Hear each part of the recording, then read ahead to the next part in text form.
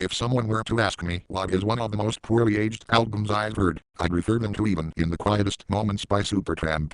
If you don't recognize this band by name, they are a sophisticated pop rock band from the 70s who had received ample recognition in radio play for songs like School, Breakfast in America, Take the Long Way Home, and especially, my absolute favorite one of all, Give a Little Bit, from the album On Trial. It's been used in commercials, in movies, at barbecues, picnics, parades, county fairs, in public toilets, Walmart, Target, Best Buy, Kohl's, Sam's Club, Burger King, McDonald's, Big Lots, Burlington Coat Factory, Macy's, Party City, in The Simpsons, South Park, King of the Hill, Family Guy, Third Rock from the Sun, and just about every classic car driven by some old white dad in sunglasses that pulls up in the lane next to you at a stoplight. They typically have an overly loud engine to top off their little parade of distaste. Just like ELO, about 5 Supertramp albums reside in my dad's old record collection. God, he had to have been a lemming. Come to think of it, the only Genesis album I could find in those cabinets was Duke.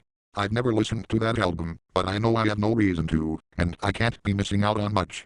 There's a copy of Invisible Touch on cassette in a different storage location in my house. Geez, how have I turned out the way I did when my parents listened to such sterile waves of music? While the album cover doesn't look too stupid, the entire concept just doesn't make sense. Look at the back of the album. Then you have the inner sleeve, which has photos of the band members. This guy smoking a cigarette, which is unwittingly gross and disgusting. He's apparently married, yet he still cares enough to be in this band. If I were to get married, I definitely wouldn't keep up any hard work in a band such as Supertramp or Electric Light Orchestra. I'd probably be stone cold dead instead. This guy looks like he's having a rectal exam in a standing position.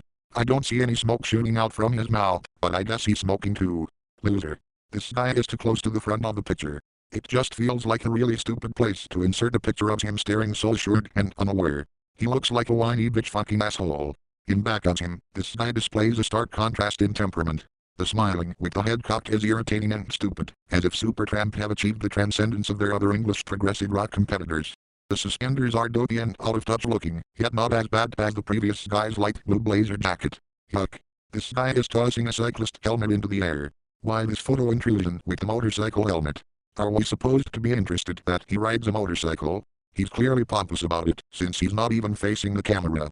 Is this supposed to convey personality to the quote-unquote fans? They look like a decaying bunch of overprivileged dorks. This attempt at modest nonchalance in the midst of cell-damaging levels of radio play is just utterly vapid and clunky looking. Just start your lemon party, you old fuckers. As for the music of this album, it is often marked by the unseasoned twitty noise of a smug Jetty Lee knockoff without something important to say. In other words, his voice is irritating. Give a Little Bit introduces this voice, paving the way for soft rockness for soft lemmings and well-to-dos who are likely contracting melanoma on a golf course. Song 2, Loverboy, is depressing lyrically, as it is musically. Or, I take that back. The most depressing thing about this song are the lyrics. The title itself surely doesn't entice me in the slightest bit. What the fuck is a lover boy? And who would want to be called that? It's a long ass ode of stupidity about nothing, except for some guy who is apparently going to have a good time somewhere in a city or town. So much so, that this refrain is repeated over 20 times in almost 7. I repeat, 7 minutes. Really? Going to have a good time, as in insert a slimmy pecker into some ugly bony woman who almost looks like a dragster like you'd find in the shitty parts of Detroit or New York City in the late 70s. There is not one musical aspect about this song that I enjoy. It sounds like a cocktail party remix of the Barney and Friends song. The song is actually sung by one of the other members, but that does little to save the song from being one of the worst songs of the year. In fact, whoever sings on this track is almost as bad as the main singer. No doubt tuneless. Just look at these. He took a small apartment, above a shoe department, and he could see from his window. All the lights in the street glow, and there's a club in the corner. And tonight he will go there, to find a new affair. So all you ladies beware. I feel suicidal. And here the first verse opens. I'll tell you from the start. He's gonna break your heart. You can't stop the lover boy, you can't stop the lover boy. He's gonna tell you lies. But you won't realize. Because you can't stop the lover boy, you can't stop the lover boy. First of all, I don't have any idea what lover boy is supposed to specify. I'm reading the term, letter for letter, and I can't derive any excitement or the least bit of intrigue.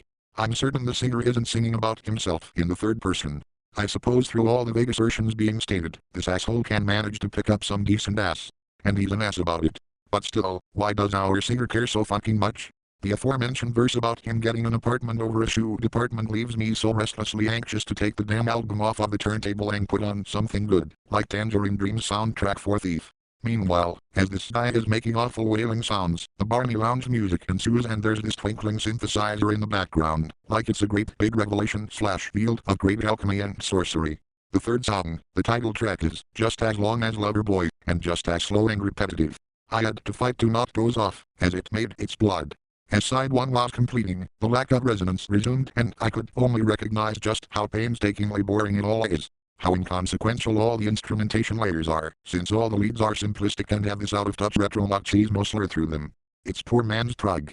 Just the same tempo piano chords plugged all throughout the 45 minutes. Flipping over to side 2, nothing improved. Just more of the same simplistic piano chords plugging away. The yelping voice vainly reciting lyrics about things he possibly has no experience with. It begins with another single babaji. What is a babaji? What the fuck? Like give a little bit, I've heard this song elsewhere, too. One of the times I've heard this song could have been when I was at a hotel resort for a convention my father had went to. This was back in my childhood. I must have been in the gift shop. It's just not a fun song to listen to, or even relatable, in that matter. Same with the following song, retreating back to that slow tempo pace. There's a chorus at the end of the track which sounds dull as shit. The album ends with an 11-minute song called Fool's Overture. It's very simplistic, for something people dub as progressive, depressively so. The majority of the song plays like an Elton John song with a very moderate tempo and plain boy 4/4 piano chords. Once again, here are some of the lyrics. So you tell me that you find it hard to grow.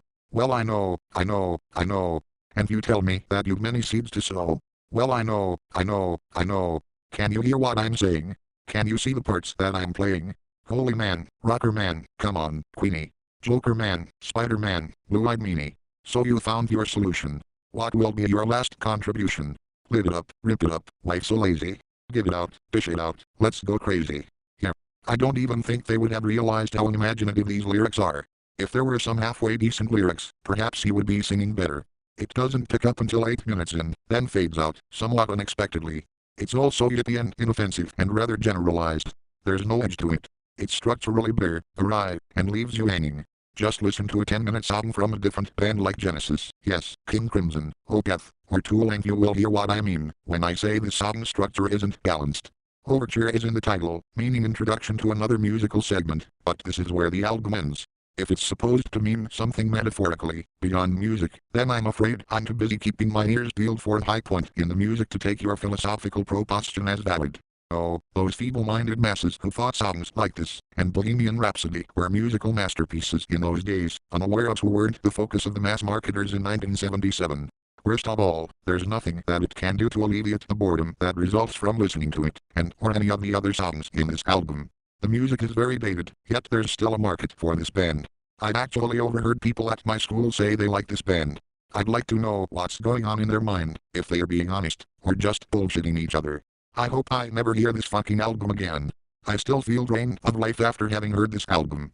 A lot of people say it's good, but up against about 90% of the albums and CDs in my own collection, this album would never win me over in fondness like others would.